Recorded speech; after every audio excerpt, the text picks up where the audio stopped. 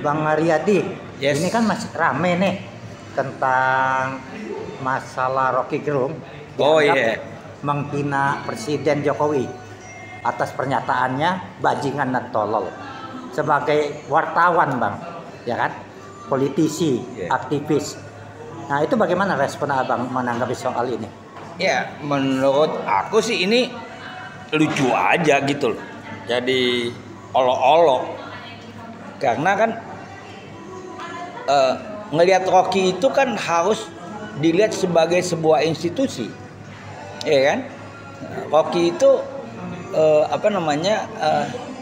sebagian orang dan mungkin saya menganggap dia salah satu lokomotif demokrasi. Dan demokrasi yang dia dorong substansial. Nah karena itu pernyataan-pernyataannya yang keluar itu nggak bisa dilihat sepenggal-sepenggal. Dia harus lihat satu rangkaian panjang sampai kesimpulannya seperti itu. Nah dengan tindakan beberapa teman-teman ini ada dua pemahaman saya. Yang pertama, bagi mereka yang setuju dengan sikap Rocky itu bisa jadi mereka adalah mungkin lokomotif kecil atau penumpang dari lokomotif besarnya Rocky Gerung. Gitu. Nah, misalnya kenapa saya mengambil sikap memberikan dukungan terhadap Rocky? Karena buat saya Rocky ini sedang mengajarkan kita bersama bagaimana kita menghormati proses berpikir gitu. Bagaimana kita menghormati sebuah dialektika. Sampai di ujung itu kan harus dilihat awalnya. Sekali lagi gitu. Itulah yang kemudian kenapa kita mempersoalkan sepenggal-sepenggal. Saya melihat kenapa saya harus bicara hari ini itu karena lokomotif demokrasi yang sedang dibawa oleh Rocky ini dihadang. Nah karena itu ya wajar kalau kita memberikan komentar Dan pembelaan. Nah, begini, Bang. Demokrasi itu menjamin kebebasan berbicara, Bang. Tapi apakah pernyataan Rocky ini bukan suatu ekspresi kebebasan berbicara, tapi sebuah hinaan yang menyerang pribadi seseorang atau seorang kepala negara, ya kan? Seperti bajingan dan tolol.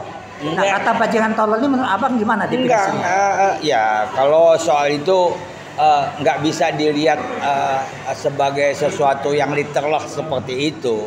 Itu kan adalah cara tindak yang dikritisi gitu oleh sebuah institusi kepresidenan gitu. Jadi kalau itu selayaknya lah pemerintah atau mereka yang berada pada posisi seperti itu harus bisa menjelaskan apa yang sedang dibawa oleh Presiden Jokowi. Dia harus bisa menjelaskan bahwa itu bukan bajingan, itu bukan sebuah ketololan.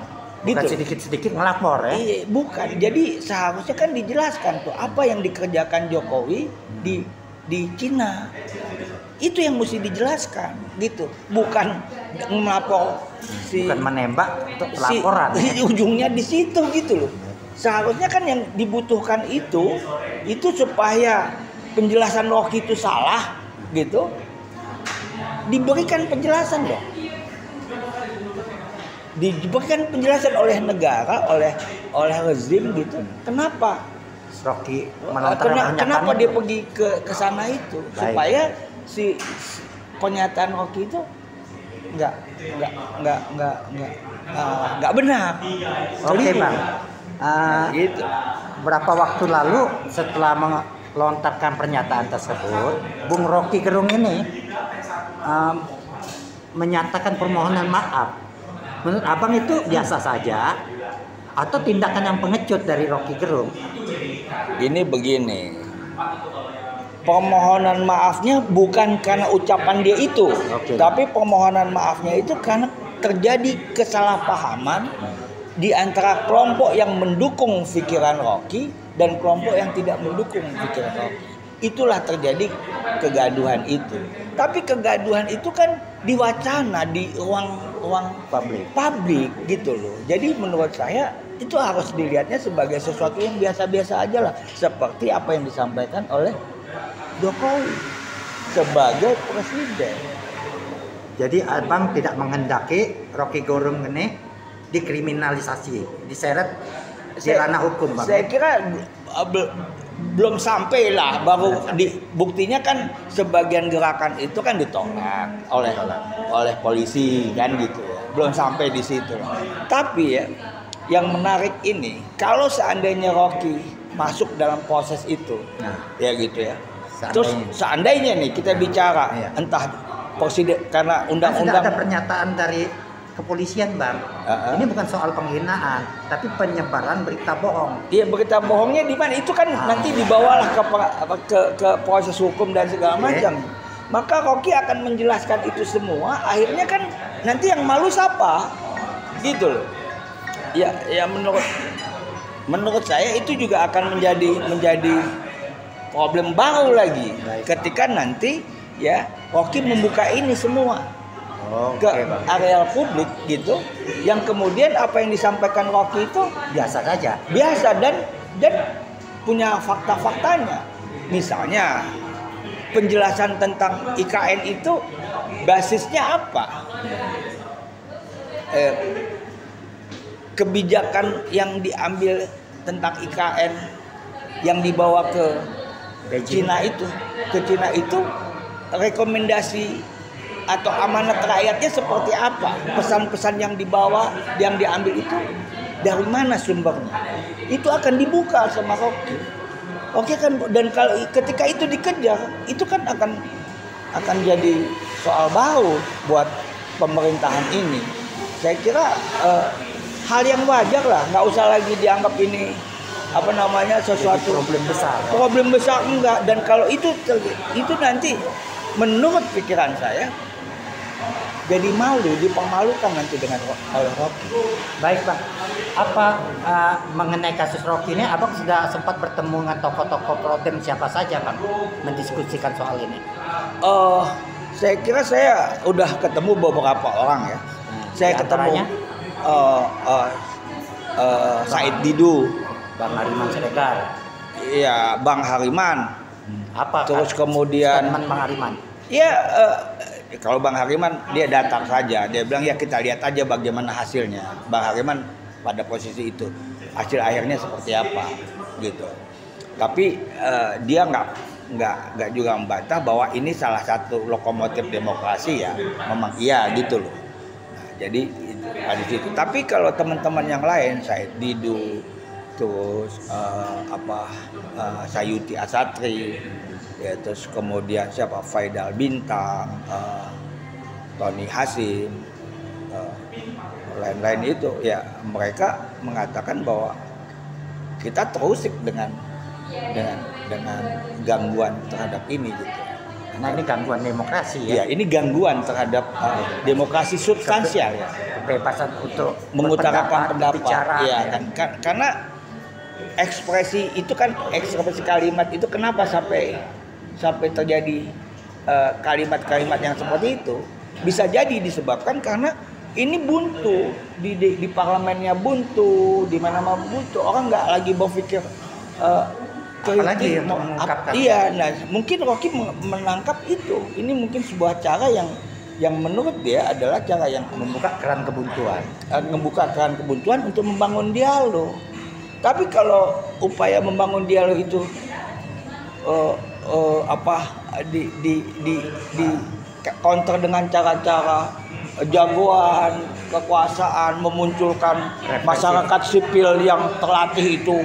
Saya berani melawan. Itu kan kalau Mabri yang pensiun itu kan adalah masyarakat sipil yang terlatih. Beda dengan kita kan. Kita juga terlatih juga dulu waktu jadi menwa kan gitu. Beda menwa dengan mahasiswa biasa kan gitu. Nah itu yang seperti itu. Nah jadi buat aku ya udah, kita enjoy aja, kita ini Rocky mesti ngerti bahwa ini masih ada nih orang-orang yang ya mungkin orang lain nggak ikut ya. Saya merasa bahwa Rocky itu lokomotif demokrasi dan saya mungkin jadi penumpangnya. Baik. Gitu. Dan para pendukungnya. Ya, penumpangnya ya, namanya penumpang, orang ikut dalam pikiran. Karena kenapa saya mengambil istilah itu? Ini kan ya karena saya nggak kuat narasi saya. Saya nggak kuat argumentasi saya. Oke, baik. Gitu. Jadi itu yang kemudian saya pikir udahlah, saya jadi Ungkapan simpelnya jadi penumpang jadi saja. penumpang saja. Untuk mendukung proses tegaknya Proses demokrasi. demokrasi yang substansial. Ayo. Baik Bang, terakhir Bang ya. Iya. Terkana Bang, endingnya kasus Rocky ini, sikap Jokowi ini ya kan akhirnya tidak mempersoalkan atau akan menjadi penekanan atau pengkriminalisasian terhadap Rocky Gerung ya. Kebahagiaan akhirnya atau musibah? Enggak, saya kira kan Jokowi sebagai presiden itu kan sikap dewasa.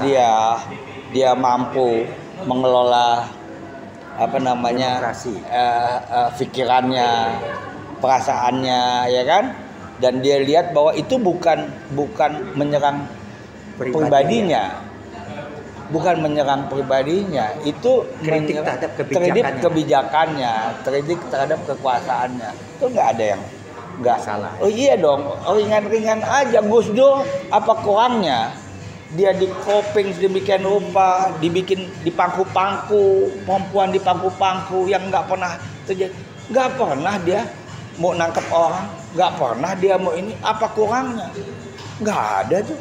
Jadi Jokowi ini akan seperti Gus Dur Bang ya, akan meniru Gus Dur. Haruslah dia mengikuti cara. Yakin Abang ya? Yakin. Dia akan mempersoalkan. Tidak, karena sebentar lagi kan masuk dalam sebuah proses pemilu, 3 calon presiden ini bisa selesai, mulus ya kan. Yang menurut saya juga ini kan lagi sedang tarik menarik kan. Ini posisi ini mesti Jokowi ini mesti lagi sedang dituntut ya kan, kecerdasannya gitu kan, karena pemimpin besar itu pasti lolos ya lewat ujian-ujian besar. Oke. Nggak bisa pemimpin besar itu lolosnya lewat ujian-ujian kecil. Jadi kalau preman pasar lolosnya di lingkungan preman pasar, di terminal. Iya di terminal. Tapi kalau pemimpin besar yang seperti Jokowi, iya itu harus lolos lewat problem-problem besar. Nah ini bagian dari ujian-ujian. Dia bukti bahwa dia itu orang besar. Baik, ketika Pak. Dia bilang nggak apa-apa tuh, itu dia orang besar. Tapi kalau ada orang yang di bawah-bawah itu, ya itu memang harus ada 2 pendekatan aja deh. Ada ilmu pengetahuan, ada ilmu pengertian. Ilmu pengetahuan kita bisa cari di sekolah, ya kan? Tapi sampai di sekolah kalau lu nggak ngerti-ngerti nggak naik kelas lu, gitu loh, ya kan? Jadi gitu aja. Jadi Abang yakin ya bahwa Jokowi akan meniru jejak Gus Dur. Iya dong. Untuk menegakkan dan menjamin kebebasan demokrasi. Demokrasi berjalan mulus. Itu akan kita jadi gitu. Iya, itu kita lihat di situ. Itu pandangan aku. Dan Abang akan menghormati Jokowi seperti Gus Dur. Iya dong, pasti dong. Kalau dia melihat dia bisa membedakan, tapi dia cepet kok waktu itu bereaksi begitu. Nggak ada. Ngapain di itu? Oke, Pak. Jadi menurut aku nggak usah khawatir lah para ini. Cuman kenapa saya harus keluar gitu? Yang tadinya kan saya menganggap ini nggak perlu, tapi saya lihat kok serius nih si Rocky-nya nih, lihat ini. Ini dia mesti tahu bahwa dia masih punya kawan-kawan, mesti ada penumpang. Dan ada temennya yang bela dia. Ada kawan-kawannya. Oke, Bang, penutup Abang merokok dulu satu. Oke, thank you.